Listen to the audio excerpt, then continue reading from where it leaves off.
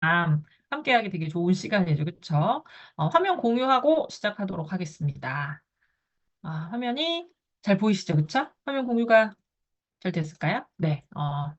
우리 아이의 성장 고민 어떻게 해결해야 될까요? 우리 아이의 건강 성장 로드맵을 오늘 알아보는 시간을 좀 갖도록 하겠습니다. 근데 우선 알아야 할 게 있겠죠. 그쵸? 우리 요즘 아이들의 비밀. 여기 리더님도 알고 계신가요? 우리 아이들이 달라졌다. 우리 아이들 어떻게 달라졌을까요? 이 아이들의 달라짐에 대한 이런 부분들 요새 조금 이슈가 되고 있죠. 아마 기사 보신 리더님들 많으실 거예요. 우리 아이들의 성장의 고점기가 앞당겨졌다. 우리나라 전체 평균의 아이들이 2년씩 더 빠르게 성장하고 있다. 이렇게 이야기를 합니다. 아이들이 더 빨리 성장하니까 너무너무 좋은 거 아니냐? 이런 생각을 하실 수가 있는데, 이게 사실은 아주 긍정적인 방향은 아니죠.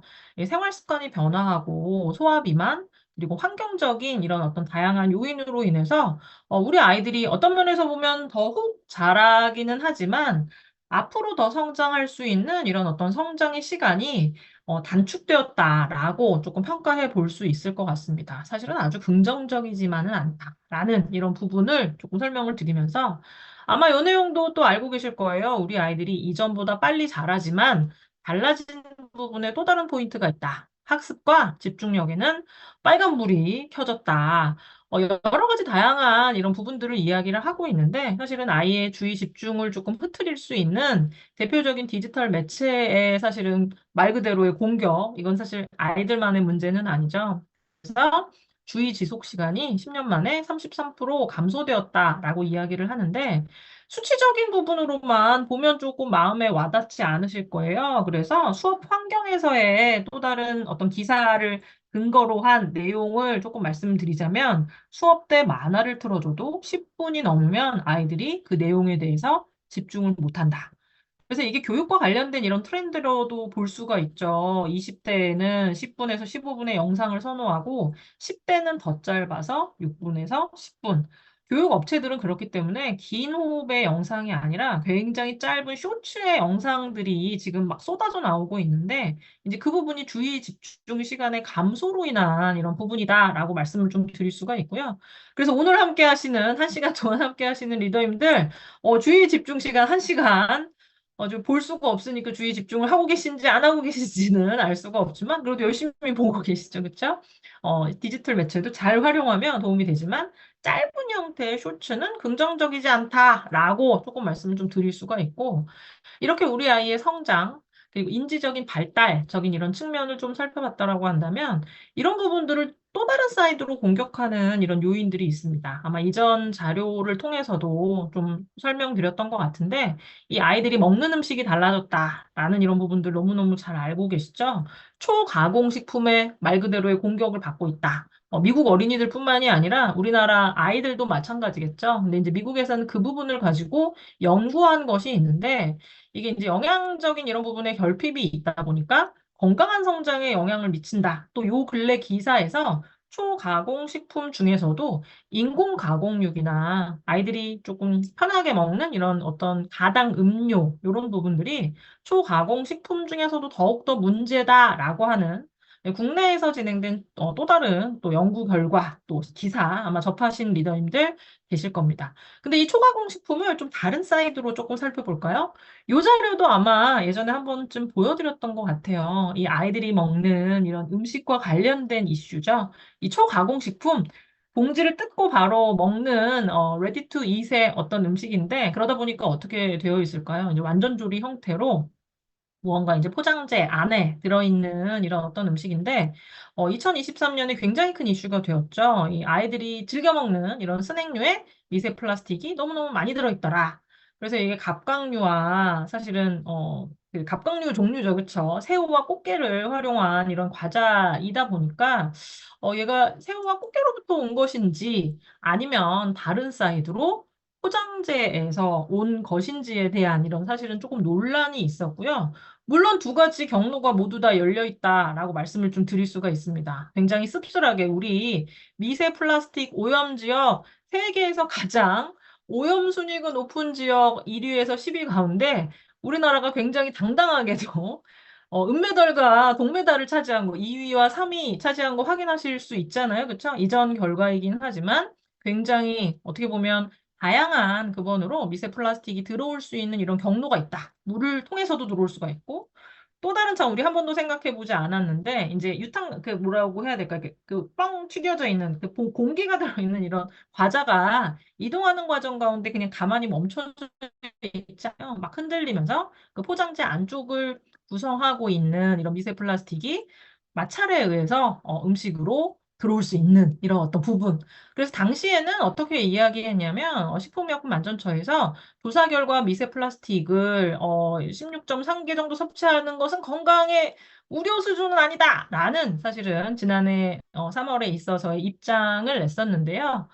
이제 또 입장을 좀 달리 했죠. 이 과자 포장재 등의 미세 플라스틱 사실은 지금 현재는 검사 기준조차 마련되어 있지 않기 때문에 이걸 중복적으로 먹게 되면 어떤 문제를 일으킬 수 있는지에 대한 이런 어떤 독성 연구를 보강해 추진하겠다라고 하는 좀 전향적인 입장으로 돌아섰다는 것. 사실은 우리 아이들이 이제 이전과는 다르게 훨씬 더 많이 먹는 이런 어떤 다양한 음식으로 인한 이런 어떤 공격들을 받을 가능성이 있다. 근데 그렇게 치면 또 우리 생각해 볼 게 굉장히 많죠. 그쵸? 우리가 편의를 추구하는 과정 가운데 활용하는 많은 부분에서도 사실 그냥 손쉽게 잘 모르시는 분들이 활용하는 페트로 된 그 생수 안에서도 미세 플라스틱이 너무너무 많이 검출될 수 있고요. 아마 리더님들은 너무나 잘 알고 계셔서 안 하실 테지만 이제 일회용기 안에 있어서에 대한 부분, 그리고 이제 그 부분이 그것들을 활용하는 것에서 끝나는 것이 아니라 이 미세라고 하는 것은 왜 미세할까요? 너무너무 작기 때문이다라고 이야기를 합니다. 물에 녹았을 때 보이지도 않을 정도로 작은 사이즈인데 그 부분과 관련돼서 굉장히 놀라운 기사를 봤죠. 에베레스트 정상에도 미세 플라스틱이 검출이 된다. 이건 어떤 일일까요? 물에서 이제 어떻게 보면 증류의 어떤 현상을 통해서 구름으로 간 것이 이제 비로 내려서 어떤 면에서 보면 지금 우리가 살고 있는 이런 환경에서 환경적인 공격으로부터 완벽하게 자유로울 수는 없다라는 이런 부분까지 조금 말씀을 드리고 여기에 또 한 가지 이건 더 또 씁쓸한 좀 내용이죠. 그런데 그런 어떤 환경적인 이런 조건 내에서 어린 아이들이면 어린 아이들일수록 심지어 이제 엄마의 뱃속에 있는 아이들조차도 환경 호르몬이 엄마의 체지방에 축적되었다가 이제 탯줄이나 모유로 아이를 통해서 전달될 수 있는 이런 가능성, 영유아 같은 경우에는 체중당 호흡률이 높기 때문에 사실은 어른보다 훨씬 더 취약할 이런 어떤 가능성을 가지고 있고 사춘기 같은 경우에는 사실은 아주 어린 아이들보다는 그래도 낫지만 앞서 설명드렸던 다양한 환경적인 공격으로부터 사실은 더 자유롭죠. 그쵸? 엄마의 눈을 피해서 이런 음식들을 더 많이 먹을 수 있는 그렇기 때문에 사실은 더 안전하지 않은 그래서 이 위험한 환경 호르몬과 관련된 이런 부분들 성인과 비견해 보더라도 아이들의 체내 농도가 훨씬 높은 이런 어떤 문제들을 가지고 있다라는 것을 말씀을 좀 드리면서 여기 많은 리더님들이 아마 이런 생각을 하실 거예요. 나 어렸을 때보다 너희가 훨씬 더 좋은 조건에서 이렇게 말 그대로 하고 싶은 거 모두 다 할 수 있게 해주고 있지 않냐 이런 사실은 생각을 하죠. 엄마는 못했는데 너는 해줄게. 약간 이런 부분. 그런데 이미 이 아이들이 살고 있는 이런 환경 그 자체가 우리가 어렸을 때 환경과는 사실은 굉장히 사뭇 다르다. 어떤 면에서 보면 굉장히 유리한 조건에서 우리 아이들이 멋지게 자신의 꿈을 펼쳐나가고 있는 것처럼 보이지만 어떤 면에서 보면 아이들이 이제 플러스로 얻은 것만큼이나 마이너스적인 건강과 관련돼서는 마이너스적인 어떤 조건에서 출발하고 있지 않나 이런 어떤 좀 생각을 해보면서요. 그렇기 때문에 어떻게 해야 될까요? 더 철저하게 우리 아이들의 건강을 제대로 된 잣대로 조금 살펴봐야 되겠죠. 우리 아이의 건강을 어떻게 살펴보면 될까요? 우리 아이는 밥을 잘 먹어서, 우리 아이는 키가 크기 때문에, 우리 아이는 잠을 잘 자서, 이렇게 단편적인 한두 가지의 근거로만 우리 아이의 건강을 살펴볼 것이 아니라 굉장히 다각적인 관점에서 우리 아이가 잘 자라고 있고 실제적인 이런 어떤 성장의 시간이 얼마나 우리 아이에게 남아 있는지 그리고 우리 아이가 자라고 있기는 자라고 있는데 말 그대로 꺾여서 자라고 있지는 않은지 신체 정렬적인 이런 부분도 문제가 되잖아요. 그리고 건강하게 섭취한 우리 아이들의 다양한 영양소가 제대로 잘 흡수되는 그 첫 출발, 장 건강이 제대로 되어 있는지에 대한 이런 부분들 확인하는 거 너무너무 중요할 것 같습니다. 그래서 오늘 좀 집중적으로 예시로 조금 보여드리고 싶은 것은 바로 여기 어린이들의 건강을 위해서 새롭게 만든 또 프로그램이죠. 이제 플랫폼의 형태로 아이들의 건강을 계속 누적해서 살펴볼 수 있는 그로잉랩의 인덱스에 대한 이런 부분들을 조금 살펴볼 건데요. 첫 번째 인덱스는 인바디입니다. 우리 인바디를 모르시는 리더님은 아마 아무도 안 계실 거예요. 근데 성인의 관점에서의 인바디는 아마 인바디는 바디키 이렇게 아마 떠올리실 겁니다. 나의 몸에 체지방이 얼마나 있고 근육이 얼마나 있어서 바람직한 체형 조절을 위해서는 체지방을 얼마나 빼야 되는지, 나의 기초 대사량이 얼마나 되는지에 대한 부분을 인바디로서 살펴봤다라고 한다면 아이들의 성장적 관점에서의 인바디는 뭘까요? 사실은 가장 중요한 것은 지방이 얼마나 있는지, 근육이 얼마나 있는지보다 가장 우선 먼저 우리 아이의 성장 유형에 대한 이런 부분들을 확인해 보셔야 할 것 같습니다. 여기에 오늘의 예시 표준 체중 통통형이라고 하는 굉장히 귀여운 성장 유형을 가진 김뉴트리의 결과를 조금 보여드리고 있는데요. 이 표준 체중 통통형, 여기 리더님들께 질문 드리고 싶습니다. 이 표준 체중 통통형은 어른으로 치면 어떤 유형일까요? 아마 지금 이 시간을 함께하는 리더님 중에서도 어린이로 치면 표준 체중 통통형이신 분들이 굉장히 많이 있으실 텐데요. 이런 분들을 뭐라고 얘기하냐? 우리 이렇게 이야기하죠. 비만은 비만인데 비만이 아닌 비만, 마른 비만 이렇게 이야기를 합니다. 표준 체중 통통형은 바로 마른 비만이거든요. 이 표준 체중 통통형 마른 비만 아이들에게 있어서 어떤 아이들에게 있을 수 있을까요? 뭐 여러 가지 다양한 예시가 있을 수 있는데 이런 아이들에게 좀 있을 수 있을 것 같아요. 어떤 아이냐면 잘 안 먹는 아이.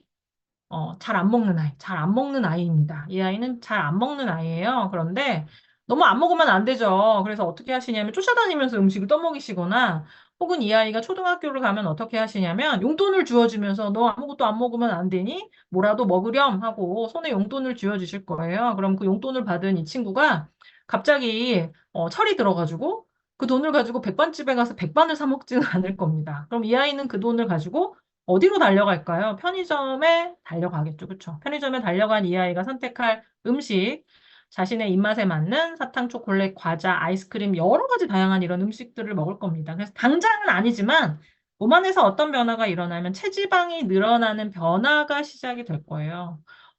뭐든지 먹었으니까 괜찮을까요? 이 표준 체중 통통형의 유형의 아이들 나이가 들면 들수록 어떤 변화가 생기냐면 인바디라고 하는 어떤 그 부분에 있어서의 변화뿐만이 아니라 이 그로잉랩의 또 다른 인덱스이죠. 이 뷰노의 뼈나이, 이 뼈나이, 실제 나이와 뼈나이의 갭을 만들기 시작을 합니다. 실제 나이와 뼈나이의 차이를 만들기 시작하는 것, 몸 안에 지나치게 많이 쌓인 체지방에서부터 시작이 된다.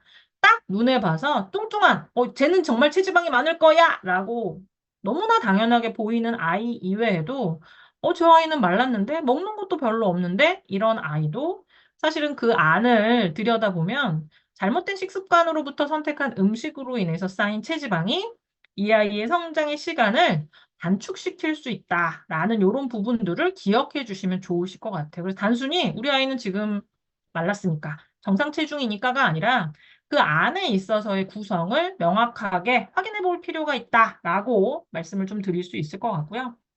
요즘 아이들 어떨까요? 우리와는 조금 다르죠, 그쵸? 어린이들은 야들야들 지금 잘하고 있잖아. 그런데 지금 아이들의 눈과 또 자세를 흐트리는 사실은 아주 주범이죠, 그쵸? 디지털 기기와 아주 태어났을 때부터 익숙한 이런 어떤 조건들에 놓여져 있습니다. 디지털을 통해서 어느 시간에도 배울 수 있고 너무너무 좋잖아. 여러 가지 다양한 미디어를 접할 수 있잖아. 긍정적인 측면도 있는데 자세 체형적인 부분에 있어서 우리 아이들 바람직하지 않다. 신체와 관련된 어떻게 보면 부조화의 이런 문제를 가지고 있다라고 조금 말씀을 좀 드릴 수가 있고 이 부분은 아이들뿐만이 아니라 어른들도 마찬가지죠. 여기 많은 리더님도 사실은 디지털 기기 우리는 이제 어른이 돼서부터 활용을 하고 있죠. 근데 그럼에도 불구하고 여기 리더님들 어떠신가요? 내가 알고 있는 키와 시간이 지날수록 키가 달라진다 이러시는 분들 있으시죠? 그렇죠? 키가 자꾸 1cm씩 줄어요. 이러시는 분들 계실 텐데 이거는 뭘까요? 어떻게 보면 잘못된 자세 체형으로 인해서 가장 뭐 단적으로는 거북목과 같은 이런 어떤 문제로 인해서 내가 몸이 자꾸 줄어들고 있다, 기울고 있다라고 조금 말씀 좀 드릴 수가 있을 것 같고 또 뼈나이와 관련된 부분 또 굉장히 또 의미가 있죠. 엑스레이를 찍어 오시면 저희가 가지고 있는 뷰노라고 하는 이런 프로그램으로 그 안에 담겨져 있는 많은 빅데이터를 통해서 가장 유사한 사진과의 매칭을 통해서 그 아이의 이제 뼈나이 유사살의 검색의 결과를 제공해 드릴 수가 있습니다. 우리 뼈나이는 어떤 게 좋을까요? 우리 아이는 10살인데 뼈나이 12살이다. 이건 좋은 걸까요? 우리 아이가 2살 더 컸으니 더 좋은 것이다. 이렇게 평가를 내리시면 안 되겠죠. 그렇죠? 실제 나이와 뼈나이의 갭은 1년까지는 그래도 오차 범위로 봅니다. 그런데 그것이 1년 이상이 넘어가기 시작을 하면 그거를 뭐라고 판정을 하냐면 노란 신호등이다! 라고 이야기를 합니다. 노란 시그널. 이 노란 시그널은 뭘까요? 이게 좋은 걸까요? 좋은 거는 아니겠죠. 그쵸?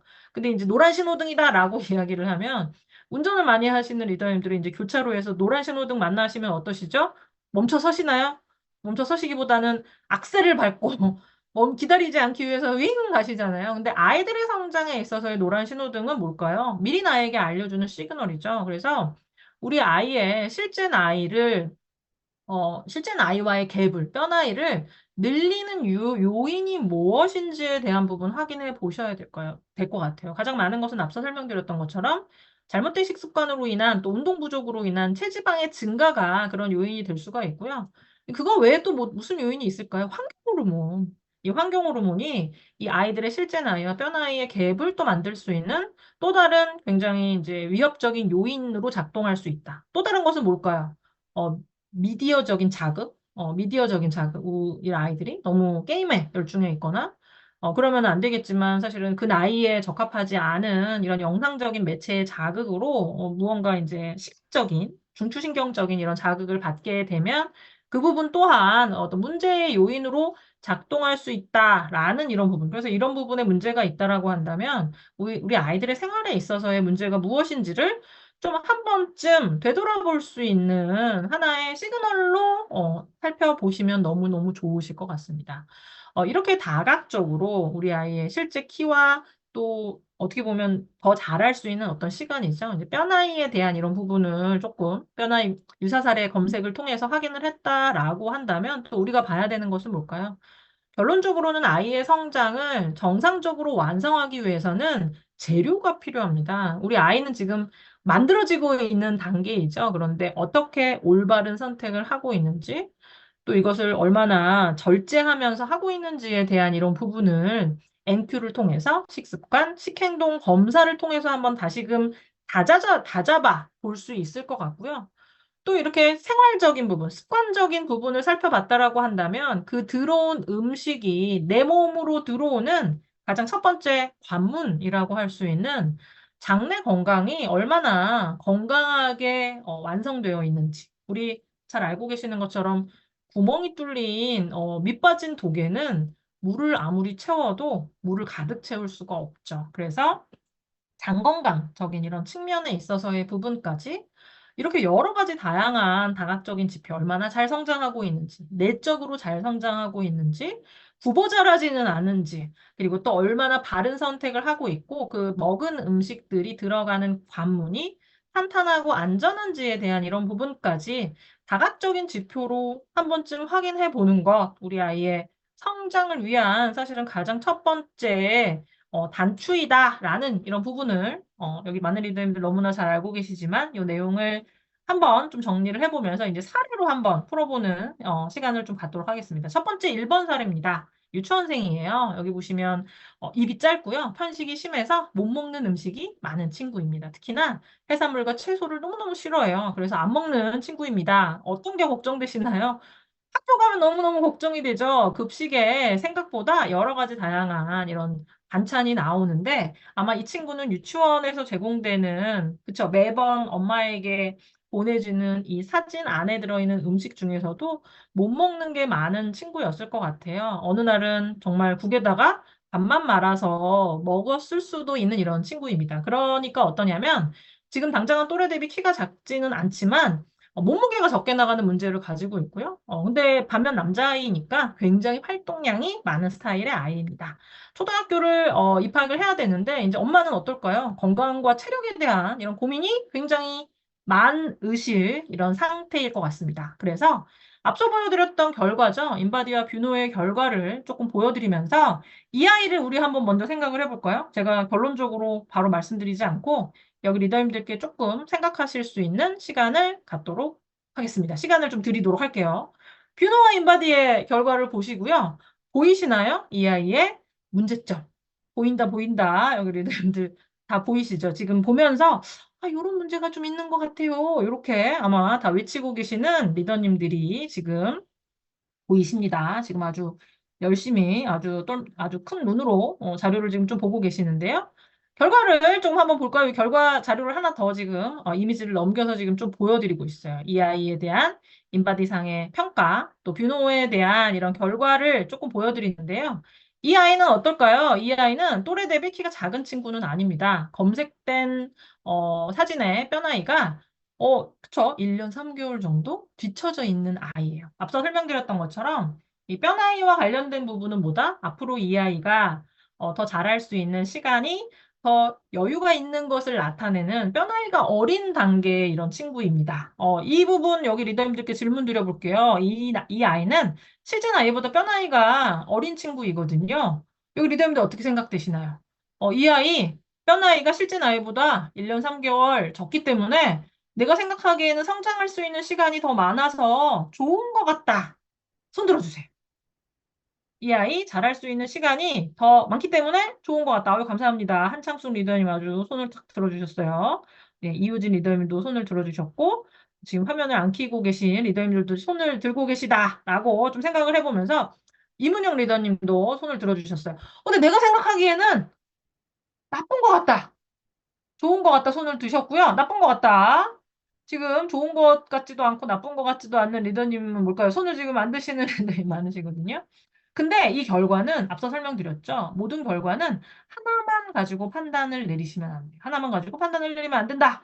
뭘 보셔야 될까요? 옆에 인바디에 있는 결과를 한번 볼까요? 이 아이는 지금 어떤 상태라고요? 편식이 심해서 저체중의 상태인 아이다. 이 부분, 그리고 앞서 제가 이 아이의 어떤 면에서 보면 생활에 대한 이런 부분을 좀 이미 조금 말씀을 좀 드렸죠. 그래서 우리 한번 좀 생각을 해볼게요.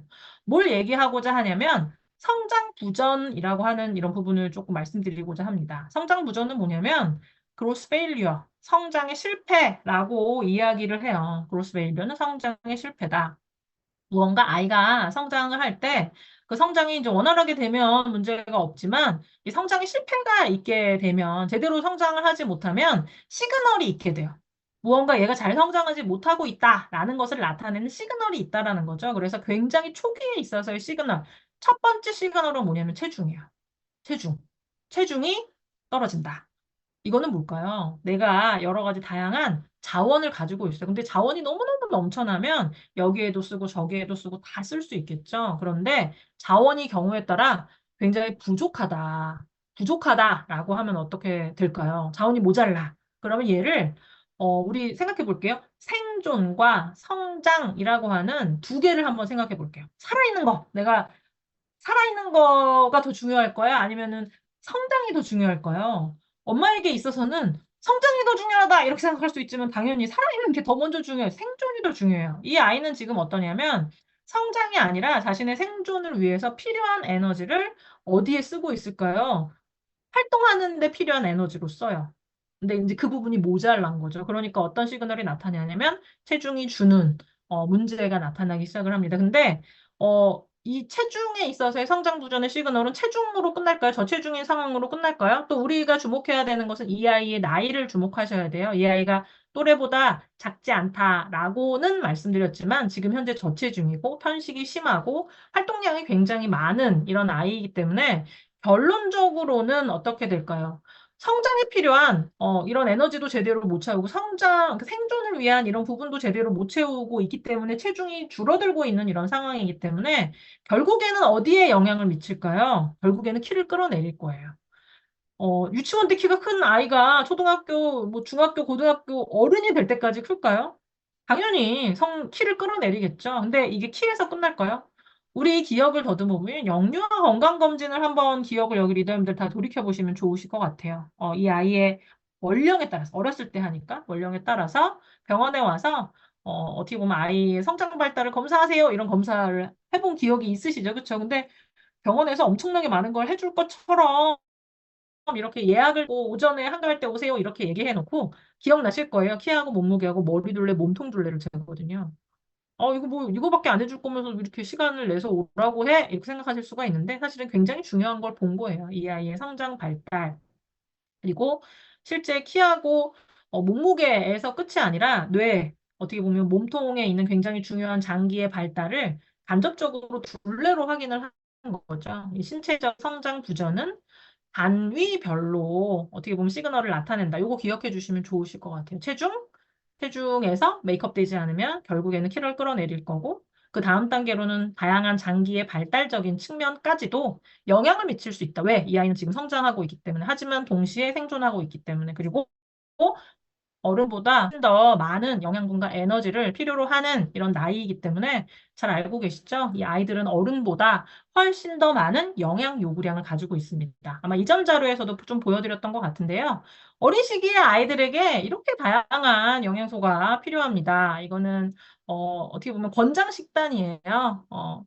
나라에서 이제 권장하는 3세에서 5세 아동의 권장 식단, 칼로리도 생각보다 높죠, 그쵸? 그리고 또 우리가 또 반성해야 되는 건, 우리 카레 하면은, 어, 카레 이렇게 듬뿍하고 어떻게 하시죠? 딱 한 끼 먹고 안 드시나요? 저는 그렇게 하지 않는 것 같아요. 아침, 점심, 저녁 카레가 다 소진될 때까지 먹는 것 같은데, 아이들 같은 경우에는 다양한 음식을 먹어야 하는 사실은 필요를 가지고 있거든요. 그래서 아침, 점심, 저녁, 간식까지 모두 다르다. 이 시기는 잘 알고 계시는 것처럼 먹을 수 있는 식품과 조리법이 점차 증가하는 이런 시기이기 때문에 친숙한 음식 한 가지만 계속 먹게 되면 다양한 음식을 접할 수 있는 이런 가능성이 떨어지기 때문에 다양한 음식을 접할 수 있도록 열심히 좀 지도를 해주셔야 한다라는 이런 부분을 좀 말씀드리면서 안타깝게 현실은 어떨까요? 1세에서 9세의 아이들에 있어서의 영양 섭취 기준 미달 비율을 조금 보여드리고 있는데 이 자료는 굉장히 많이 보여드렸던 자료죠. 근데 그만큼이나 굉장히 중요한 자료이기 때문에 그렇습니다. 영유아, 1세에서 9세의 아이들, 제가 그때 뭐라고 말씀드렸죠? 이 아이는 식품 선택권이 있다, 없다? 식품 선택권이 없어요. 엄마가 주는 것을, 제공하는 것을 먹는 겁니다. 근데 어떻게 보면 이 아이에게 꼭 필요한 이런 어떤 영양소를 부족하게 먹는 경우가 굉장히 높다. 이 칼슘, 성장기 아이들에게 있어서 너무너무 중요한 영양소인데 칼슘을 섭취 기준 미달로 섭취하는 아이들이 70%, 비타민 A 같은 경우에는 대표적인 지용성 비타민이죠. 얘를 부족하게 섭취하는 아이들이 50% 이상, 절반, 그 흔한 비타민 C도 사실은 거의 절반 가까이 부족하게 먹는 사실은 이런 문제를 가지고 있다라는 이런 부분을 말씀을 드리면서 또 다른 영양소, 우리 아이들의 근골격계 발달에 꼭 필요한 이런 어떤 단백질도 또 한번 생각을 해보자면 앞서 설명드렸던 것처럼 성장과 생존의 대결에 있어서 사실은 더 중요한 것은 항상 뭐다? 생존이다라고 말씀을 드렸습니다. 내 몸 안에 들어오면 하는 일이 너무너무 많아요. 잘게 쪼개져서 아미노산 풀 안으로 들어가서 여러 가지 다양한 영양소를 합성하기도 하고요. 에너지를 생성하기도 하고 세포를 구성하거나 근육과 호르몬을 만들기도 하는데 이 아미노산 풀을 채울 수 있는 경로는 여기 지금 보여드리고 있죠. 두 가지가 있습니다. 두 가지. 첫 번째는 뭐다?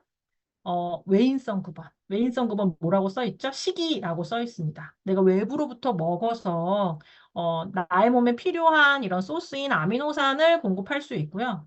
근데 또 다른 경로가 있어요. 우리가 종종 너무나도 중요한 식이로 이 단백질을 제대로 못 먹는 경우가 있기 때문에 그럼 어떤 또 다른 경로가 있을까요? 굉장히 놀랍게도 내인성 급원이 있어요. 나의 몸 안에 저장되어 있는 단백질을 쓴다라는 거예요. 나의 몸 안에 저장된 단백질 어디에 있을까요, 그리다님들? 바로 근육.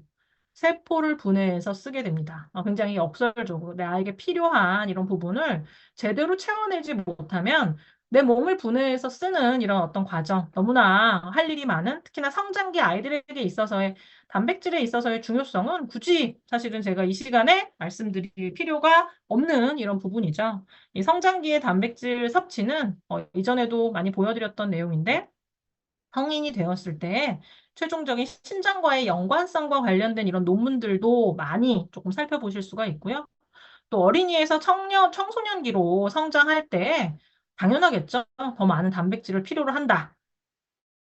이 어른들 같은 이미 갖춰져 있는 이런 조직을 계속 유지 교체하는 정도의 필요라고 한다면 아예 성장기 아이들 같은 경우에는 어떨까요? 지금 새로운 어떤 블록을 지금 쌓아가는 이런 과정이잖아요. 그래서 그 시기에 있어서의 단백질 섭취 너무너무 중요하고 또 질적으로 낮은 단백질을 섭취하지 않도록 건강한 필수 아미노산이 풍부하게 들어있는 양질의 단백질을 섭취하는 것이 너무너무 중요하다라는 이런 부분을 조금 말씀을 드리면서 이번에는 두 번째 단계, 두 번째 사례를 조금 한번 살펴볼까요? 초등학교 고학년입니다. 아토피가 있는 친구이고요. 현재도 어렸을 때 아토피가 있었기 때문에 이제 현재도 피부가 조금 건조하고요. 이제 비염이 있고 이제 알러지와 관련된 좀 문제를 가지고 있는 친구죠. 이 사진을 보시면 아실 수 있는 것처럼 이제 고학년이 올라간 후에는 체중이 증가하는 이런 어떤 걱정이 있는 이런 친구입니다. 아무래도 이제 고학년이 올라가면 대한민국의 사실은 모든 아이들의 문제일 것 같아요. 활동량이 줄어들게 되고 학업적인 이런 부담이 굉장히 많아지죠. 스트레스도 조금 많아지게 되고 그러므로 인해서 이제 먹는 것에 대한 이런 밸런스도 깨질 수 있고 오래 앉아 있다 보니까 어떨까요? 화장실을 제대로 조금 아주 시원하게 가지 못하는 그리고 또 이 부분은 남자아이들의 특징입니다. 채소, 과일을 싫어하는 것. 또 이 남자아이들은 또 플러스 알파로 따라오는 게 있죠. 물을 잘 먹지 않는 이런 어떤 특징까지 남자아이의 대표적인 특징으로 조금 보여드리면서 이 뷰노와 인바디의 결과를 조금 한번 보도록 할까요? 이 부분도 여기 리더님들 꼼꼼하게 보시면 이 아이의 문제점이 눈에 보이시나요? 이제 눈에 보이실 거예요. 가장 첫 번째는 이 엑스레이 사진을 통해서 이제 이 친구의 존재감을 느낄 수가 있고요. 또 인바디의 결과를 통해서 우리가 볼 수 있는 건 뭘까요? 이 아이가 꽤 큰 아이구나. 심지어 덩치도 크지만 키도 큰 아이구나. 라는 이런 좀 결과를 볼 수가 있습니다. 그래서 우리 이런 친구들 많이 있죠. 그쵸? 남자아이인데 잘 먹고 살짝 통통하지만 덩치도 커서 아마 엄마는 어떤 생각을 하셨을 거냐면 우리 아이가 지금 비록 살짝 덩치가 있지만 이제 키가 쑥 크면서 날씬해질 거다라는 이런 어떤 생각을 글쎄요. 이 그로잉랩의 다각적인 분석을 하기 전에는 하셨을 가능성이 높은데요. 이 아마 결과를 조금 살펴볼까요? 이 아이는 또래보다 8.5cm 크기는 하지만 실제 나이보다 검색된 사진의 뼈 나이가 1년 5개월 정도 앞서 있기 때문에 지금 어떤 상태이다? 노란 신호등이 켜져 있는 상태이다.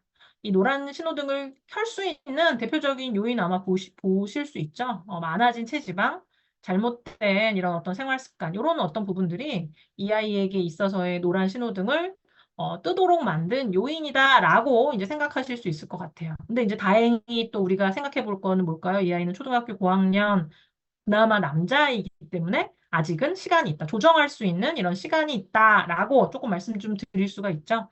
또 이 아이의 이제 마이랩과 관련된 분석 결과도 조금 살펴보면 앞서 설명드렸던 것처럼 채소와 과일을 그렇게 좋아하지 않는 이런 친구이기 때문에 마이랩과 관련된 건강과 관련된 이런 지표도 평균 이하로 조금 낮아져 있는 좀 좋지 않은 데이터를 조금 보이고 있습니다. 그래서 12세에서 18세 남자아이들 한참 먹성 좋고 한참 잘 자라야 하는 이런 어떤 단계의 아이들이죠. 그래서 이 아이들의 권장 식단 지금 좀 보여드리고 있어요. 꽤 많이 저렇게 많이 먹어도 돼 라는 이런 바디키에 익숙해져 있는 성인들이 보기에는 저렇게 먹어도 되나 안 되지 않나 약간 이런 생각이 나는 이런 칼로리 그리고 구성이시죠. 그래서 이 아이들에 있어서의 식생활적인 이런 부분을 조금 살펴보면 지금 우리나라 대한민국 아이들의 문제입니다. 주식류 중에 라면의 섭취 빈도가 굉장히 높아요. 근데 그나마 얘를 이제 집에서 끓여 먹으면 그나마 괜찮을 텐데 어디를 많이 선택을 하죠? 너무나 잘 알고 계시는 것처럼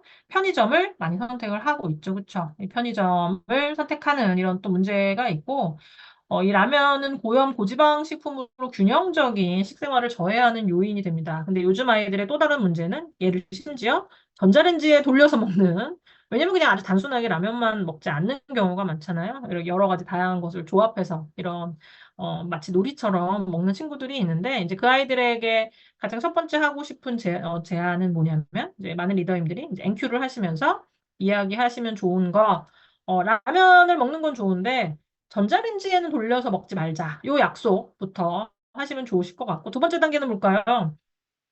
전자레인지에 이제 안 돌려 먹는다. 이제 두 번째부터는 이 국물에 너무너무 좋지 않은 것들이 많대. 너를 아프게 하고 살찌게 하는 게 많대. 그러면 면은 먹지만 국물은 한번 버려볼까? 요 단계, 두 번째 단계 가능하시겠죠? 세 번째는 어디로 가면 좋을까요?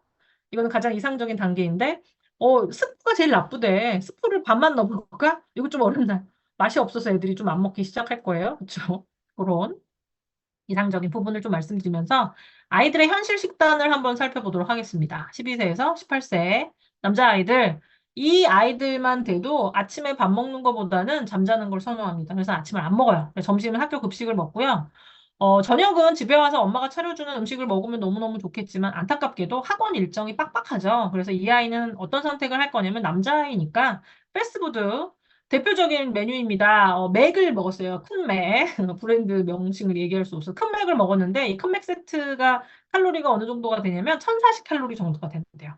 깜짝 놀랄 정도로 열량이 높죠. 그런데 아마 이 아이 이렇게 주식만 먹고 끝나는 것이 아니라 분명히 사람이죠. 그렇죠? 아침 안 먹고 점심 급식만 먹고 또 급식이 입맛에 맞으면 괜찮겠지만 입맛에 맞지 않는다라고 하면 분명히 한국 K푸드의 또 다른 또 아주 핫한 메뉴죠. 그쵸? 매운 볶음면을 먹었을 거예요. 근데 그 매운 볶음면 400칼로리 정도가 되고요.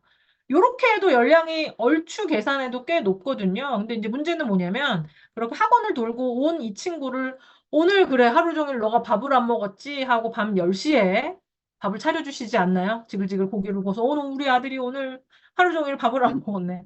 아마 이렇게 차려주신 요 메뉴가 우리 아이의 성장에, 근육 발달에 너무너무 도움이 된다라는 이런 생각으로 챙겨주셨을 텐데, 우리 아미노산풀에 대한 부분을 조금 생각을 해봐야 되거든요. 우리 이 아미노산풀이 나의 몸 안에 있으면서 우리 몸 곳곳으로 활용이 된다. 그런데 이 아미노산풀이 증감을 반복한다. 이렇게 이야기를 합니다. 자산이 많으면 합성이 잘 되지만 자산이 떨어지면 어떻게 될까요? 합성으로 돌리기가 조금 어려워요.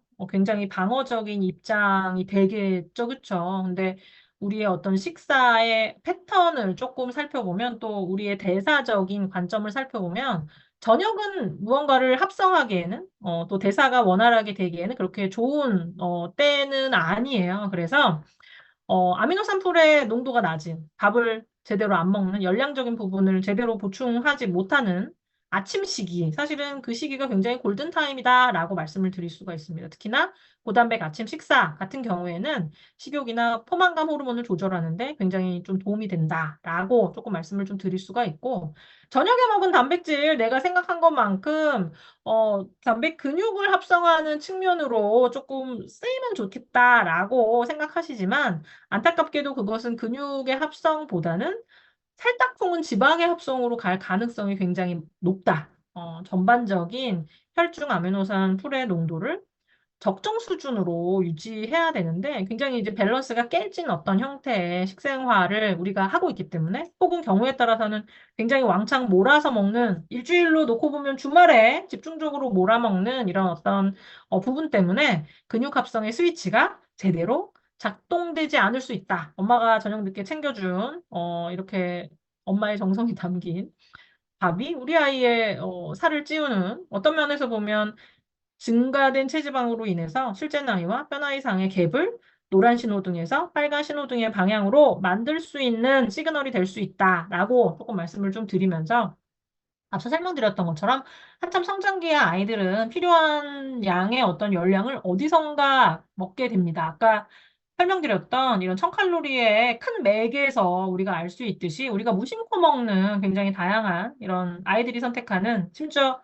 여기 리더님들도 가끔은 그쵸 이게 입이 심심하면 드실 텐데 먹다 보면 고민이 돼요. 얘를 다 먹어버려야 될지 집게로 찝어놨다가 내일 먹어야 될지. 근데 요즘 같이 습하고 더운 날에는 이렇게 내버려뒀다가는 얘가 눅눅해져서 못 먹지 이렇게 해서 이제 봉지를 뜯으면 멈추기가 어렵잖아요. 근데 멈춰야 하는 이유 지금 보여드리고 있어요. 밥 한 공기는 300칼로리이지만 이런 과자들은 거의 밥 두 공기에 해당이 된다. 그리고 이 안에는 탄수화물밖에 없어요. 우리가 너무 많이 얘기하는 를 굉장히 만들기 좋은. 왜? 밀가루를 빻아서, 튀겨서, 설탕을 입혀서, 양념을 묻혀서 한 이런 어떤 음식이기 때문에 이 과자 조금 먹는다고 밥 2공기 먹은 정도만큼의 포만감이 생기지 않잖아요. 이 열량이 집약되어 있고 혈당을 끌어올리는 이런 어떤 좀 잘못된 메뉴이다라고 좀 말씀드리면서 여기에 세트로 이제 명절 추가 내용입니다. 명절 추가 내용 이 하실 텐데요. 열량이 생각보다 높다라는 거. 동그랑땡 5개만 먹어도 밥 1공기다. 근데 우리는 이제 전 부치면서 간보느라고 5개는 먹잖아요. 밥을 1공기 드신 거예요. 이미 밥을 1공기 드시고 동태전 부칠 때 잘 익었나 확인하기 위해서 2점, 동그랑땡 지지면서 뭐 3개, 여기에 깻잎전이나 육전까지 하면서 1~2개씩 이렇게 드시게 되면 배가 안 고프시잖아요. 근데 이거 했는데 어떻게 안 먹어? 이렇게 전을 모아다가 이렇게 또 먹게 되면 이게 엄청난 열량이다. 그래서 명절 때 억울하신 분 계실 거예요. 너무 힘들었는데 명절 지나고 나니까 살이 쪘더라. 그 이유는 내가 무심코 먹었던 이런 어떤 음식 때문이다라고 말씀을 드리면서 이제 남자아이들이니까 이 남자아이들은 좀 통통해도 괜찮아 라는 이런 생각하실 수 있죠. 그쵸? 근데 요새는 많이 이 비만에 대한 인식이 조금 개선이 되어서 어렸을 때부터 뚱뚱한 거 별로 좋지 않다. 작게 나와서 크게 키우자. 또 무조건 크게 키우는 게 좋지 않다라는 것들을 너무나 잘 알고 계시죠? 이 부분을 결정적으로 만든 이유는 뭘까요?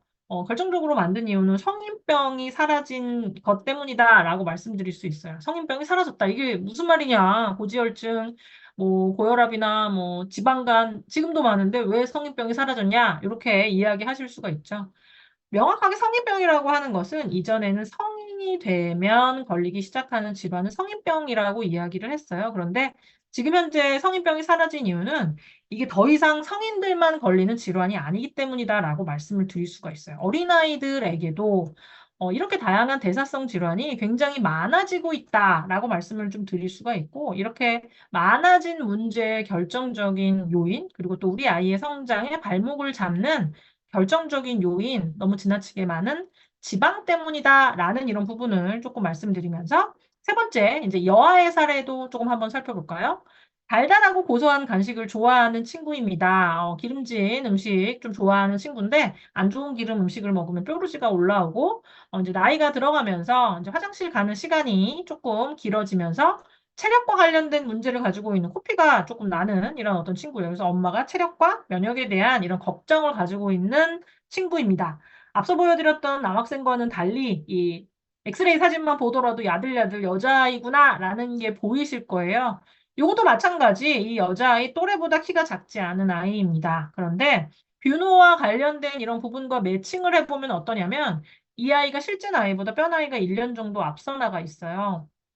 여기에 좀 부연 설명을 드리자면 이 아이는 체중이 정상 체중인 아이입니다. 정상 체중인데 실제 나이보다 뼈 나이가 1년 정도. 그래서 어떤 면에서 보면 오차범위이기도 하지만 여기에서 조금 관리를 못하면 노란 신호등으로 갈 수 있는 또 초등학교 고학년 여자아이는 남자아이들보다 조금 더 유의를 해야 되죠. 왜냐면 어떻게 보면 2차 성징이 발현되는 시점 자체가 남자아이보다 훨씬 더 빠르기 때문에 지금 확인한 거 굉장히 조금 미리 문제가 생기기 전에 체크된 이런 상황이었다라고 좀 부연 설명 좀 드릴 수 있을 것 같고요. 이 아이가 이 그로잉 랩의 검사를 하기 전에 엄마가 이 아이의 성장에 대해서 고민이 있으셨을까요? 체중은 정상 체중이고 여자아이인데 또래보다 큰 아이이기 때문에 아마 성장과 관련된 아무런 고민이 없는 친구였을 거예요. 그런데 우리 아이도 조금 더 자세히 살펴봐야 되겠다라고 하는 이런 시그널을 인바디와 뷰노의 결과를 매칭해서 보니까 또 다른 눈으로 또 볼 수가 있죠. 그렇죠? 그래서 이 아이의 인바디와 관련된 이런 부분 좀 살펴보면 앞서 설명드렸던 우리 어른들에게도 많은, 여성들에게도 많은 표준 체중 통통형의 친구입니다. 체지방에 대한 주의가 조금 필요한 상황이었고, 여기서 이 부분이 조금 관리되지 않으면 결론적으로는 계속 체지방은 글쎄요, 우리 해보면 알지만 줄기보다는 늘기 쉽잖아요. 그래서 실제 나이와 뼈 나이 상의 갭이 더 벌어질 수 있는 이런 위험성이 있는 그래서 미리 체크되어서 너무너무 좋은 이런 어떤 케이스였고 여자아이들도 살펴보면 이 여자아이들도 남자아이들 못지않게 작으니까 적게 먹어도 되는 것이 아니라 성장기 아이이기 때문에 어른 못지않은 열량적인 요구량, 다양한 영양소적인 요구량을 가지고 있습니다. 그래서 남자아이들과 조금 비교를 해보자면 여자아이들도 못지않게 라면이나 고열량의 간식 섭취가 많아요. 근데 이제 여자아이들은 초콜릿이나 젤리나 사탕 등의 단순당의 섭취 비율이 조금 높고요. 이제 글쎄요, 공부를 열심히 하고 싶은 욕심일까요? 커피의 섭취 빈도가 남자아이들에 비해서 훨씬 높은 이런 어떤 경향성, 그리고 또 아이들이 또 즐겨 먹는 간식을 살펴보면 기름에 튀긴 것들 좀 좋아하죠. 바삭바삭한 이런 부분들. 그래서 12세에서 18세 여자아이의 현실 식단을 조금 한번 볼까요? 이 아이도 마찬가지로 아침은 먹지 않았고요. 점심은 급식을 먹었습니다. 저녁에는 마라탕을 먹었는데, 마라탕 열량 얼마나 될 것 같아? 그렇게 생각하신다면 이것도 오산이죠. 그쵸? 어떻게 보면 이 아이가 담느냐에 따라서 열량이 달라질 수 있는데, 이제 워낙 고지방에, 그리고 굉장히 고나트륨의, 뭐라고 해야 되지? 국물을 베이스로 해서 소시지와 오뎅을 넣어서 끓여 먹는 어떤 식이기 때문에, 칼로리가 1000칼로리에서 경우에 따라서는 1500칼로리, 또 나트륨이 굉장히 많은 특징이 있는 이런 어떤 음식입니다. 그래서 앞서 보여드렸던 다채로운 메뉴와 이 아이들이 선택한 이런 어떤 현실 메뉴, 칼로리상으로는 그닥 차이가 없다.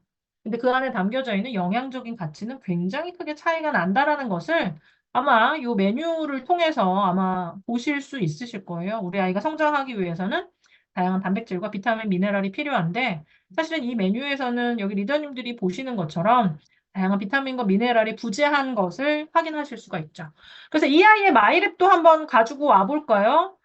이 마이랩의 다양한 건강과 관련된 이런 지표도 확인할 수가 있고, 나의 대표 장내 미생물도 확인하실 수 있는데, 이 아이는 뭐가 특징적으로 나왔냐면, 고지방 식사로 증가할 수 있는 티즈렐라라고 하는 이런 미생물이 상위 5종의 미생물로 마킹되어 있는 것을 확인하실 수가 있고요. 또 엄마의 고민만큼이나 면역이나 변비, 또 피부와 관련된 이런 부분에 있어서의 지표가 긍정적이지 않게 나온 것을 확인하실 수가 있습니다. 이 마이크로바이옴과 관련된 이런 부분, 우리 아이의 앞으로의 건강을 한번 살펴보는데 굉장히 좀 긍정적인 어떤 지표에다 한 번쯤 확인해 볼 만한 가치가 있는 이런 어떤 지표다라고 말씀을 드리면서 내 뱃속에 있는 다양한 마이크로바이옴 중에서 건강과 관련이 되어 있는 상위 마이크로바이옴 그래서 몇몇 가지를 조금 한번 살펴볼까요? 앞서 보여드린 예시에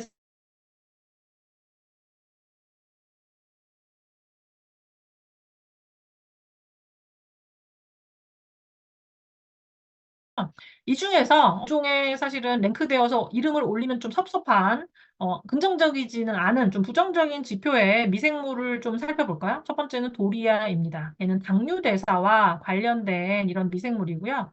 다양한 논문적인 근거를 조금 살펴보면 이 도리아가 상위 5종의 미생물 중에 하나로 랭크됐다. 이 도리아는 정상인에 비해서 과민성 대장증후군인 사람들에게 더 많이 발견된다는 좀 연구 결과가 있는 이런 어떤 미생물이고요. 앞서 키즈에서 보여드렸던 티즈렐라, 포화지방, 트랜스지방, 과체중과 연결된 미생물이에요. 어, 기름에 튀긴 음식을 즐겨하면 나타날 수 있는. 그리고 또 이 미생물은 과체중과 관련이 되어 있다라고도 이야기를 하고요. 논문적인 근거를 살펴보면 이 일부 연구에서 이 티즈렐라가 이소성 지방의 증가와 관련이 있다라고 하는 이런 연구 결과를 확인하실 수가 있습니다. 이소성 지방은 뒤에 가서 다시 한번 이 자리에서 다시 바로 확인을 좀 해드릴 거고요. 이름도 어렵죠. 라크노클로스트리디움. 이름 굉장히 어렵습니다.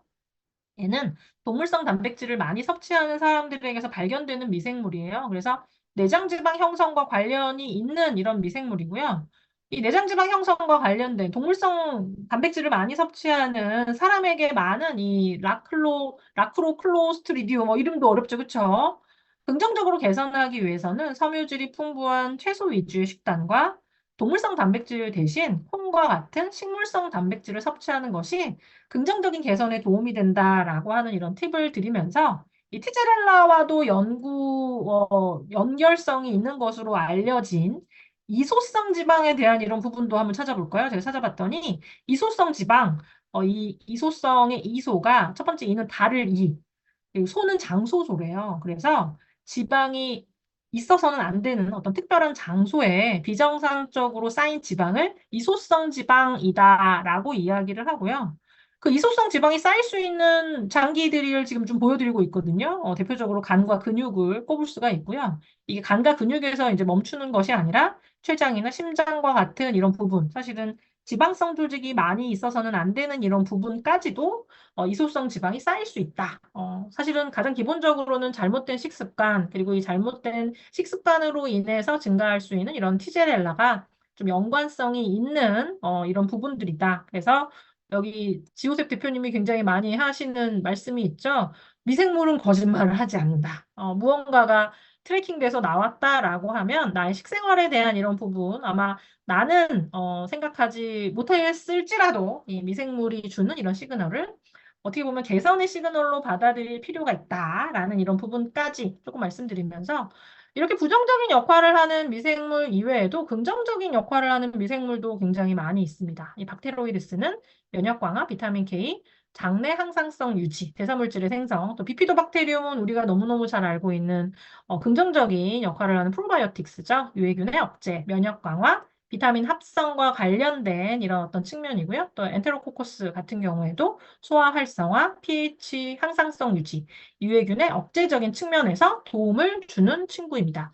피칼리박테리움은 뷰티리산을 생성을 하고요. 에너지 공급적인 측면에 도움을 주고 또 락토바실러스 우리가 또 너무나 잘 알고 있는 대표적인 프로바이오틱스 중에 하나이죠. 유익균의 성장과 증진, 면역 반응 조절, 유해균의 억제와 관련된 측면. 그 이외에도 굉장히 낯설은 다양한 이런 마이크로바이옴을 상위 5종에 내가 눈여겨봐야 되는 이런 마이크로바이옴의 지표로 이렇게 좀 꼽아서 좀 보여드리고 있습니다.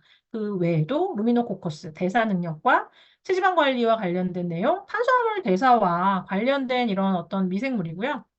그거 이외에도 대사균형이나 또 가바라고 하는 이런 부분, 뇌의 안정성과 관련된 또 수면과 관련된 이런 어떤 지표이죠. 그래서 가바 생성과 관련된 오실리 박터까지 다양한 이런 지표를 내가 많이 가지고 있는 상위 5종의 지표로서 이 건강과 관련된 지표 이외에 추가적인 항목으로 분석해 볼 수 있다라는 거, 이 마이랩이 가진 이 분석의 또 다른 어떤 인덱스이다라고 말씀드리면서 이 결과가 나오면 아마 요 대표적인 결과를 아마 보셨을 거예요. 이게 굉장히 중요한 어떤 지표이죠. 포스트바이오틱스가 어떻게 보면 균형 있게 잘 조화되어 있는지, 그리고 장내 유익균이 긍정적으로 많이 있는지, 그리고 또 이 포스트바이오틱스를 만들어낼 수 있는 이 마이크로바이옴의 다양성이 건전한지, 우리가 이제 어떻게 보면 발해하는, 우리가 가져가야 되는 가장 긍정적인 지표는 이 모든 인덱스가 긍정적인, 이 장내 유해균은 무시하시고요. 이 장내 유해균도 이렇게 균형 있게 되어 있는데, 이 장내 유해균은 없는 것이 좋겠죠. 그렇죠? 이 장내 유해균의 지표를 무시하시고, 이 세 개의 이 지표가 표준 대비 더 높은 이상향을 좀 추구해야 된다. 근데 이제 현실은 좀 그렇지 않을 수가 있죠. 그쵸? 이 지표 같은 경우에는 유익균이 평균에 비해서 낮은 지표. 근데 그나마도 이제 나쁘지 않은 지표인데, 요 다른 지표는 뭘까요? 다양성과 유익균은 좋은데, 걔가 만들어내는 포스트바이오틱스의 균형이 깨져 있는 이런 상태이고요. 이건 좀 섭섭한 결과이죠. 모든 지표가 표준보다 낮은 이런 지표. 그래서 이 표준보다 긍정적인 이런 결과를 만들어갈 수 있도록 만드시면 좋을 것 같습니다. 그래서 몇몇 가지 사례를 통해서 좀 살펴볼까요? 우리 그로잉랩을 한 이런 어떤 친구들의 이 결과입니다.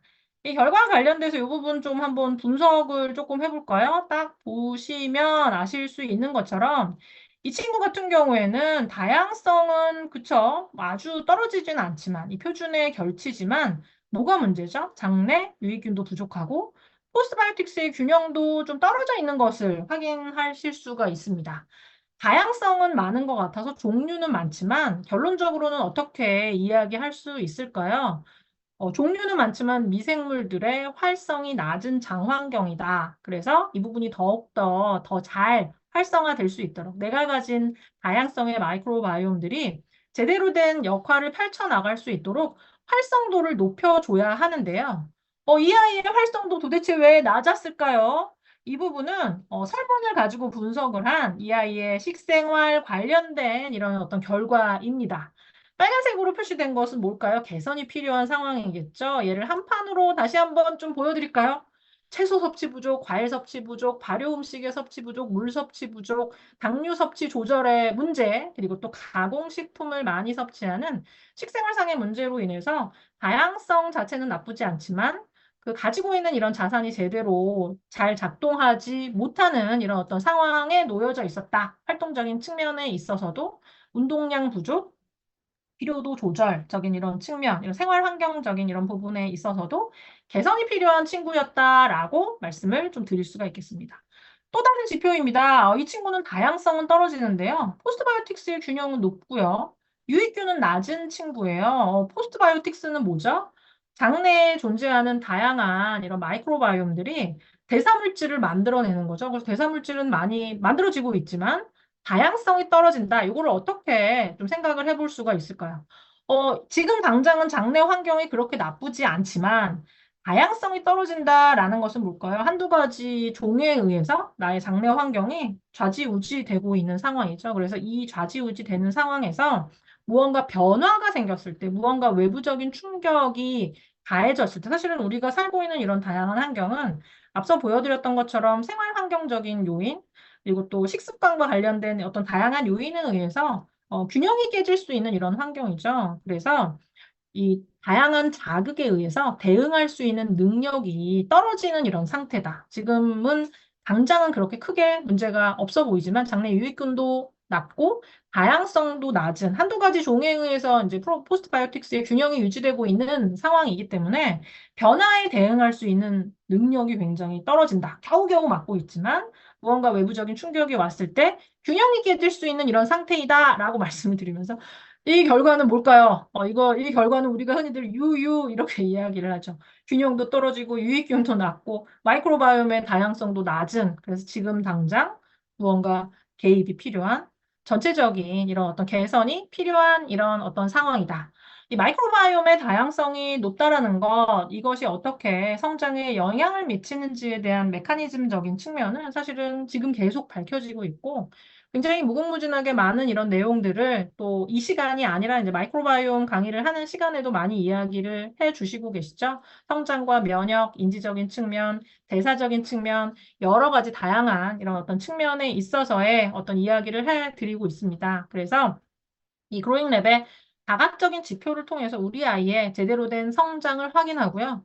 또 해봐야 하는 것 가운데 하나, 지금 현재 유일하게 상용화되어 있는 제3세대의 이 마이크로바이옴 분석을 통해서 장내 미생물을 분석을 하고 대사물질을 분석을 하고 이런 분석적인 부분에서 끝나는 것이 아니라 우리 아이가 가지고 있는 이런 어떤 장내 환경적인 이런 부분을 보완해서 개선할 수 있는 이런 맞춤형 마이크로바이옴, 맞춤형 솔루션까지 그 어떤 곳에서도 볼 수 없는 뭐 1세대 유전자, 장내 미생물만 분석하거나 혹은 장내 미생물과 대사물질만 분석하는 이런 차원이 아니라 분석 이외에 더 달라질 수 있는 이런 어떤 가치를 이 그로잉랩의 마이랩의 분석을 통해서 그리고 또 제안하는 맞춤 마이크로바이옴을 통해서 우리 아이들의 여러 가지 다양한 부분이 조금 달라질 수 있고요.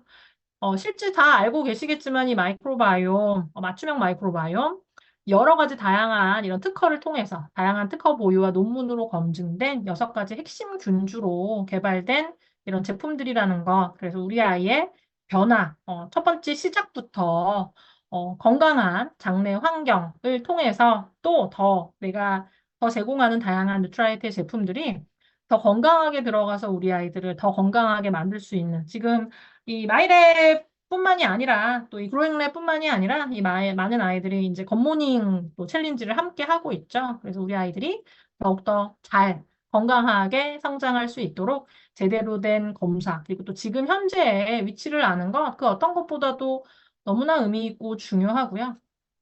안다고 해서 끝이 날까요? 저는 그로잉랩은 끝이 아니고 시작이다라고 생각을 합니다. 이런 분석을 통해서 우리 아이에게 부족한 이런 어떤 다양한 이런 제품들을 뉴트라이트를 통해서 개선할 수 있는 이런 부분까지 많은 리더님들이 그로잉랩과 또 굿모닝 또 뉴트라이트의 다양한 어린이 라인의 제품을 가지고 멋지게 만들어 가시기를 당부드리면서 네, 우리 아이는 지금 잘하고 있죠. 우리 아이의 지금의 성장 상태뿐만이 아니라 앞으로의 성장 가능성까지 여기 리더님들께서 멋지게 만들어주시기를 기원을 드리면서 오늘 제가 준비한 내용은 이렇게 마무리하고요. 시간을 아주 정확하게 딱 냈는데 혹시 질문 사항을 지금 오늘 벌써 바로 써주셨네요. 감사합니다. 안세영 리듬. 초3에 이미 성조숙증 진단을 받고 성조숙증을 치료받고 있는 이런 아이들 어떻게 관리해야 되냐, 이렇게 질문을 하셨는데요. 이 성장과 관련된 이런 부분에 있어서는 사실은 두 가지인 것 같아요. 너무 안 크는 아이, 너무 빨리 크는 아이. 너무 안 크는 아이들 같은 경우에 이제 엄마들이 높아지면 이제 성장 호르몬 주사를 지금 현재 너무 오남용해서 문제이죠. 그쵸? 성조숙증은 뭘까요? 이 아이 조금 앞서 설명드렸던 것처럼 뼈나이가 실제 나이보다 빨리 가기 때문에 성장이 너무 빨리 이제 종료될까 봐 성조숙증 치료로 하는 이런 치료법은 알고 계시죠? 성장 호르몬과는 다르게 성장 억제제를 씁니다. 성장 억제제를 쓰면 어떻게 되냐면 이 아이의 이제 성장이 생각한 것만큼 이루어지지 않겠죠. 근데 사실은 성장 호르몬을 맞던 성조숙증 치료를 맞던 우리 성장에 좀 포커스를 해볼게요. 우리 아이가 성장을 하기 위해서는 여기 리더님들 뭐가 필요하다고 생각하세요? 우리 아이는 지금 블록을 쌓고 있거든요. 블록이 없으면 이 아이는 블록을 쌓아서 집을 지을 수가 없어요. 근데 내 몸을 구성하는, 키를 구성한다라고 하면 키의 길이적인 성장을 위해서는 뼈를 구성하는 성분을 생각해 봐야 되겠죠. 칼슘이나 비타민, 미네랄, 또 근육도 마찬가지, 단백질, 이런 어떤 영양소가 제대로 받쳐져 있지 않으면 이 아이가 제대로 성장할 수 없기 때문에 어, 이 아이가 제대로 된 성장을 이뤄내기 위해서는 영양적인 이런 부분의 어프로치가 사실은 너무너무 중요하다라고 생각을 해요. 이제 병원에서 치료를 받으면서 성장 호르몬 치료를 받던 성조숙증으로 성장 억제 치료를 받던 이 아이에게 사실은 가장 베이스라인으로 너무너무 중요한 것은 사실은 호르몬은 이전부터도 말씀드렸지만 명령이잖아요. 무언가가 될 수 있도록 하는 이런 명령, 시그널인데 이 시그널이 제대로 수용되기 위해서는 재료가 없이는 좀 불가능하다. 그래서 성장 호르몬 주사가 성불수증을 일으키는 요인, 그쵸. 근데 성장 호르몬 주사를 아마 계속 매칭하면서 맞기 때문에 막 얘를 성조숙증을 일으킬 정도로는 막 주사를 하지 않을 거예요. 근데 이제 성장 호르몬 주사 같은 경우에는 그 외에 사실은 다른 부작용이 있죠. 성조숙증을 일으키는 거 이외에 또 다른 어떤 부분은 뭐냐면 잘 알고 계시는 것처럼 성장 호르몬은 우리들도 분비되는 거 아시죠? 성인들도 성장 호르몬 분비됩니다. 이 어른들에게 분비되는 성장 호르몬은 우리 키를 키우지는 못하지만 내가 손상시키면 손상시킬수록 더 좋은 조직, 바로 근육을 재생시키는데 활용이 되거든요. 근육 재생적인 측면에서 도움이 된다. 어른들에게도 분비되는 성장 호르몬 아이들에게는 어떨까요? 아이들에게는 사실은 아주 병적인 요인 아는 한, 뭐 내분비적인 문제, 만성신부전이나 터너증후군 같은 이런 어떤 문제가 없는 한 성장 호르몬 그 이셀프가 부족해서 성장이 지연되는 경우는 글쎄요 그렇게 많지 않은 것 같아요. 왜냐하면 제가 이렇게 말씀드리는 것은 이 성장 호르몬 치료와 관련된 우리나라 국내 그 어떻게 보면 비급여 비율을 살펴보면 97%거든요. 97%, 97%가 비급여예요. 그래서 의료적인 요건에 해당되지 않음에도 불구하고 이제 엄마의 선택에 의해서 비급여, 내가 돈 다 내서 치료하는 거죠. 그러면은 비급여면 내가 돈을 다 내야 되기 때문에 의료보험 커버를 못 받아서 1년에 1,000만 원 정도 소요가 된대요. 1년에 1,000만 원 정도 소요되는 호르몬 치료를 받는다. 근데 설령 호르몬 치료를 받더라도 저는 말씀드리고 싶은 것은 영양은 필요해요. 이 호르몬 치료와 별개로 영양 너무너무 중요하다. 영양이 없으면 문제가 된다. 그리고 뼈나이가 17세를 넘어버린 이세는 아마 또 제가 빨리빨리 지금 답변을 못 드리고 있는데 2살이 지금 차이가 나는 거잖아요. 그래서 사실은 빨간 신호등 쪽으로 넘어갔고요. 비만이 심한데 이 아이는 사실은 비만과 관련된 부분에 사실 좀 조정이 필요해요. 그래서 요렇게 체지방이 너무 많은, 이제 비만이 너무 심한 경우에는 사실은 요 근래 이제 어린이 관련된 포트폴리오를 정리하면서 이제 글로벌과 조금 이야기를 하면서 이제 어린이들이 사용할 수 있는 기능적인 제품에 대한 이런 어떤 가이드를 조금 받았는데 CLA 사용이 가능합니다. CLA. 체지방이 너무 많은 어린이이지만 실제는 과체중인 어린이의 경우에 있어서 지금 15살 남아잖아요. 그래서 12세 기준으로 데이터를 좀 받았는데 CLA, 과체중 아이의 경우에 있어서는 이제 사용하는 이런 부분에 대한 것을 이제 지표로 받은 부분이 있어서 체중 조절에 대한 이런 부분 좀 확인하시면 좋을 것 같고 식생活에 대한 진단 필요할 것 같아요. 이 아이가 앞서 보여드렸던 것처럼 이렇게 편의점 음식이나 이렇게 이 아이 뭔가 체중을 조금 늘릴 수 있는 이런 음식들을 너무 지나치게 많이 먹고 있지 않은지에 대한 부분 확인 필요할 것 같고요. 굿모닝 하면 너무 좋을 것 같아요. 저희 그 틴즈 서은영 사장님께서 하시는 이 틴즈 프로그램에서 좀 조심스럽긴 한데 이렇게 그런 문제가 있는 아이들이 함께 운동을 하면서 이제 굿모닝을 하면서 너무너무 달라지는 이런 결과를 너무너무 많이 보여주고 있기 때문에 어, 적극 추천합니다. 할 수 있고요. 아직 남아이기 때문에 여하면 사실은 조금 늦은 감이 있는데 이제 남아라고 하면 남아들 같은 경우는 성장이 여자애들보다 훨씬 더 뒤에까지 진행이 되잖아요. 함께 하면 너무너무 좋으실 것 같아요. 초중 남아 살이 쪘다가 키가 크고 난다라는 이거 성장과 생존이에요. 성장과 생존. 성장과 생존입니다. 그런데 이 살이 쪘지만 이 아이가 뭘로 살쪘는지 조금 보면 좋을 것 같아요. 이게 엄마가 차려주는 먹으면서 좀 글쎄 그쵸. 여기 리더님들 같은 경우는 워낙에 체중과 칼로리에 대한 사실 살짝 노이로제가 있는 리더님들이 있어요. 너무 많이 먹으면 살찌는 거 아니야? 막 이렇게 걱정을 하면서 아무리 많이 먹어도 우리 아이 너무 말랐어요. 이런 질문을 그로잉내 먹크샵 하면 조금 많이 봤는데 일단은 체중이 올라붙지 않는다라고 한다면 이 아이에게 필요한 정도만큼의 충분한 열량과 영양소가 공급되지 않는다라고 생각하시면 돼요. 아까 성장 부전의 시그널 보여드렸잖아요. 체중, 키, 그다음 인체의 다양한 어떤 발달까지 영향이 있다라고 말씀을 드렸잖아요. 그래서 살쪘다고 해서 그러니까 몸무게 이셀프에 사실 너무 막 주목하지 마시고 실제 남자애들 같은 경우에는 그쵸 지방뿐만이 아니라 이제 근육이 느는 친구들이 많아요. 사실은 뭐 보디빌더나 이런 사람들 다 비만이에요. 근육이 많지만 그냥 단순히 몸무게로만 판정을 하면 비만이다. 이전에 어떤 리더님께서 이런 이야기 하신 게 있어요. 우리 아이가 어린이 그 소아과에 갔더니 소아과 의사 선생님이 비만이다라고 자꾸 이야기를 하셔서 우리 아이는 비만이 아니다. 그래서 인바디를 ABC에 가서 측정을 했더니 체지방률이 얼마 없대요. 그래서 어떻게 보면 몸무게로 그냥 판정하면 이제 병원에서는 몸무게로만 보잖아요. 이 아이는 비만이다라고 판정을 하는데 체지방률로 사실은 체지방이 정상 수준이라고 하면 이 아이는 몸무게가 많이 나가도 비만이 아니에요. 그렇게 여기 리더님도 너무나 잘 알고 계시죠? 살펴보시면 좋으실 것 같고 6세는 아마 키는 평균 조금 큰 편인데 체중이 약간 부족이다. 뉴트리 퀴즈부터 뭐 이렇게 하고 있다. 화장실을 그쵸? 남자애들 같은 경우 화장실을 정말 그러는 것 같아요. 초등학교 저학년, 유치원부터 시작을 해서 고학년까지는 화장실을 너무너무 들락날락 하는 친구들이 많아요. 근데 화장실을 너무 안 가도 문제지만 너무 들락날락 하는 것도 사실은 문제이기는 합니다. 그래서 장 건강에 대한 이런 부분들 조금 한번 살펴보시는 것도 좋으실 것 같아요. 이렇게 먹자마자 화장실을 너무너무 들락날락 한다. 영양소 흡수와 관련된 이런 전반적인 이런 부분에 검증 조금 필요할 것 같고요. 남아들이 문제네요. 남아들이 많네요. 135인데 28kg 밥도 안 먹고 살이 너무 안 쪄서 문제다라고 하셨는데, 글쎄 이제 몸무게가 적으면 키가 크기가 조금 어렵겠죠. 그쵸? 형도 초등학생이 작았다가 이제 중학교 때 커서 키 크는 거 걱정을 안 한다. 라고 조금 말씀을 하셨는데, 저희 둘째가 초4여가지고, 저희 아이는 이게 자랑은 아니지만 키가 150이거든요. 밥도 너무 잘 먹고 영양제도 이제 더블 X를 아주 꿀떡꿀떡 잘생기십니다.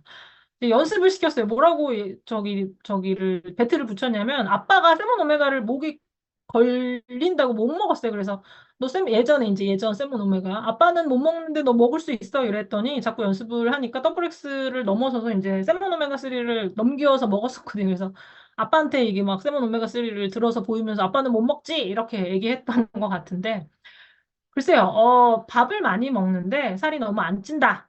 이거는, 이럴 수 있어요. 뭐냐면, 엄마의 기준이, 사실은 이제 엄마는 다이어트를 해야 되는 이런 상황이기 때문에, 적게 먹는 것에 이제 디폴트가 딱 맞춰져 있어서, 아이들의 열량적인 이런 부분을 제한하시는 분들이 있거든요. 굉장히 작게, 내가 먹는 밥만큼 이렇게 밥 공기에 밥만 떠서 이렇게 주면, 생각보다 초사 아이들 활동량 또 생장에 필요한 이런 영양 요구량이 굉장히 많고요. 열량도 많지만 영양소도 굉장히 많아요. 성인 기준 못지 않습니다. 그렇기 때문에 글쎄요. 초등학교 때 너무 다행히 이제 형은 초등학교 때 작았다가 이제 중학교 때 훅 클 수 있겠지만 만약에 이제 너무 부족하다. 왜냐면 이제 저희 아이와 비교하면 키 차이가 거의 15cm가 나는 친구라서 글쎄요. 저희 아이는 좀 큰 편이긴 하지만 조금 더 챙겨 주셔야 될 것 같아요. 영양적인 부분. 어떻게 보면 영양의 어떤 밀도라는 이런 부분을 조금 살펴보시면 좋으실 것 같고요. 초2와 초4 아이, 초2는 성조숙중으로 1년 빠르고 1년 정도는 사실은 오차 범위로 좀 생각하실 수 있을 것 같아서 너무 크게 걱정은 안 하셔도 되실 것 같은데, 그래도 이제 계속 유의적으로 관찰을 하셔야 할 것 같고요. 초사는 성장이 늦어서 키가 잘 안 큰다. 다른 식단으로의 관리까지는 사실은 필요는 없으실 것 같고, 이제 아이들이 베이스로 먹는 열량적인 부분은 어머니께서 잘 챙겨주시면 좋으실 것 같고, 영양소에 대한 이런 부분은 열량은 베이스로 챙기면서 영양소적인 이런 부분에 접근은 조금 다르게 하시면 좋으실 것 같은데 그냥 딱 요 데이터만 있어서 이 아이의 체지방이나 이런 부분 데이터가 있으면 조금 면밀하게 좀 이야기하면 좋을 것 같은데 이제 기본은 사실은 기본은 틀리지 않을 것 같아요. 이 아이의 성장에 필요한 비타민과 미네랄 또 굉장히 중요한 단백질이 제대로 잘 보충되고 있는지에 대한 이런 부분 확인이 필요할 것 같고 이 아이가 또 여자아이고 남자아이냐에 따라서 여자아이라고 한다면 초사는 지금 더 타이트하게 조금 살펴보셔야 할 나이겠죠. 그쵸? 4학년 그 이후로 5, 6학년 사실 중학교 초반까지 2차 성징과 관련된 이런 부분이 발현될 수 있는 이런 시기이기 때문에 이 부분 조금 살펴보시면 좋으실 것 같고 이 과체중 아이들의 CLA 섭취량 사실은 성인 대비 얘를 얼마나 조정해야 된다라는 가이드를 받지는 않았어요. 그냥 아이들도 활용이 가능하다라고 받았기 때문에 이 부분은 굳이 아이들이기 때문에 더 타이트하게 뭐 양을 줄여서 먹을 필요는 없을 것 같아요. 왜냐하면 체지방, 이 CLA 관련된 이 체지방 조절과 관련된 이런 자료를 살펴보면 정량을 먹었을 때 체지방 감소와 관련된 그런 퍼센트 비율을 볼 수 있었잖아요. 그래서 과체중 비만인 아이들의 경우에 있어서 12세 이상의 아이들의 경우에 있어서 이제 어떻게 보면 허용적으로 과체중을 조절하는 이런 측면에서 CLA를 제한적으로 섭취 가능하다, 가능한 이런 가이드를 받았기 때문에 이제 그 부분 조금 말씀을 좀 드리고요. 팀즈팩이랑 굿모닝을 하는데 너무 많이 먹는데 뭘 너무 많이 먹을까요? 밥을 너무 많이 먹을까요? 어, 밥은 괜찮을 것 같은데 글쎄요. 둘 다 여아이면 김진영 리더님이시죠, 그렇죠? 4학년 친구에 맞추시는 게 맞으실 것 같아요. 4학년 친구. 4학년 친구 왜냐면은 성장기잖아요. 2차 성징기. 초등학교 2학년 아이 같은 경우에는 사실은 아직 시간이 조금 남아 있고 뭔가 이제 1년 정도면 사실은 아직 오찬 범위니까 얘가 조절해야 되는 것은 잘못된 간식을 먹는 이런 부분, 체지방을 늘릴 수 있는 단순당의 섭취나 기름에 튀긴 음식들 이런 부분들을 아마 타이트하게 같이 조정해 주시면 좋으실 것 같고 초사 아이가 더 잘 클 수 있는 이런 부분에 포커스해서 관리해 주시는 게 좋을 것 같아요. 여자아이 그 2학년, 4학년인데 얘를 식단까지 달리하시면서 관리하는 거는 사실은 어려울 것 같고요. 6세는 안 될 것 같아요. 6세는. 6세는 너무 어려서 어떻게 보면 그 12세 이상의 아이들에게 경우에 있어서 6세는 왜냐면요. 여기 리더님 체중이 조금 많이 나가더라도 이 아이는 글쎄요. 성장할 수 있는 이런 시기이고 이 시기를 성조 숙중을 판단하는 그런 나이로 보지는 않거든요. 그렇죠? 그래서 잘못된 간식을 사실은 이 아이는 또 막 자기가 돈 들고 와서 편의점에서 뭐 사 먹을 수 있는 아이도 아니기 때문에 그 부분은 CLA적인 관리가 아니라 NQ적인 어떤 측면, 바른 식생활을 선택할 수 있는 이런 어떤 측면으로 하셔야 할 것 같아요. 중1인데 생리가 완전히 터지질 않는데 걱정이 되신다. 굳이 걱정은 안 하셔도 되실 것 같아요. 그렇죠? 어떻게 보면 100세 시대에 중1의 어떤 생리와 관련된 부분은 걱정 안 하셔도 되실 것 같고, 이제 생리를 앞두고 있기 때문에 이제 사실은 철분은 사실 성인에게는 아주 권장하지는 않는데, 요 시기 특히나 여아 관련된 이런 측면은 생각보다 이제 빈혈과 관련된 이런 데이터가 굉장히 많거든요. 생각보다. 빈혈과 관련된 이런 데이터. 그래서 이 빈혈이 여아들, 특히나 초등학교 고학년부터 시작해서 중학교 여아들이 빈혈이 있으면 철분이 부족하면 이제 빈혈로 끝나는 것이 아니라 인지적 발달과 어떻게 보면 그때 한참 학습과 관련된 이런 부분들을 해야 되는데 이제 그런 부분에도 영향을 줄 수 있다라는 이런 데이터가 조금 있기 때문에 이 시기에 아이들이라고 한다면 좀 예외적으로 다양한 미네랄, 성장에 필요한 칼슘뿐만이 아니라 철분이나 이런 영양소, 또 추가적인 영양소죠. 이 부분들 조금 신경 써주시면 좋으실 것 같고요. 어, 누워 지내는, 네, 마지막 질문 한 가지만 더 받고 마무리하도록 하겠습니다. 네, 누워서 지내는 아픈 친구다라고 이야기를 하셨는데, 어디가 조금 불편한 친구일까요? 아무래도 사실은, 어디가 아프냐에 따라서 조금 다를 수 있을 것 같은데, 이제, 무언가 이제, 그쵸. 아무래도 누워 있으면, 우리 경험적으로 누워 있으면 잘 먹기가 어렵잖아요. 이제 건강하게 무언가를 필요한 양만큼 먹기가 어렵죠. 왜냐면은 장도 사실은 장의 연동 운동을 통해서 이제 움직여서 소화가 되도록 돕는 부분도 있지만 물리적인 장, 우리 소화가 안 될 때는 배를 막 문지르잖아요. 그쵸? 그래서 그런 측면 때문에 소화가 안 될 수 있는 이런 친구이기 때문에 글쎄 7세인데 12.5kg밖에 안 되면 너무너무 안타깝네요. 그렇죠? 그래서 이 아이 같은 경우에는 글쎄 프로틴도 굉장히 조금 도움이 될 것 같고요. 전체적인 영양 중에서 많은 양을 먹지 못하니까 무언가 조금 영양적인 밀도가 높은 이런 부분들 같이 챙겨주시면 좋으실 거고 지금 당장은 어디가 아픈 친구인지를 잘 몰라서 제가 말씀드리기 좀 조심스럽기는 한데 프로틴이나 장내 건강을 조금 도울 수 있는 프로바이오틱스를 그 어떤 것보다도 먼저 좀 챙겨주시는 것을 조금 추천을 드립니다. 초사도 CLA, 체중과 관련된 부분이기 때문에 초사 정도는 CLA 많이 비만이라고 한다면 선택하셔도 괜찮으실 것 같아요. 그래서 아이들의 굉장히 다양한 사례에 대한 이런 부분들을 많이 질문해 주셔서 너무 감사하고요. 여기 리더님도 끝까지 함께 해주셔서 감사합니다. 오늘 제가 준비한 내용은 마무리하도록 하겠습니다. 감사합니다. 네.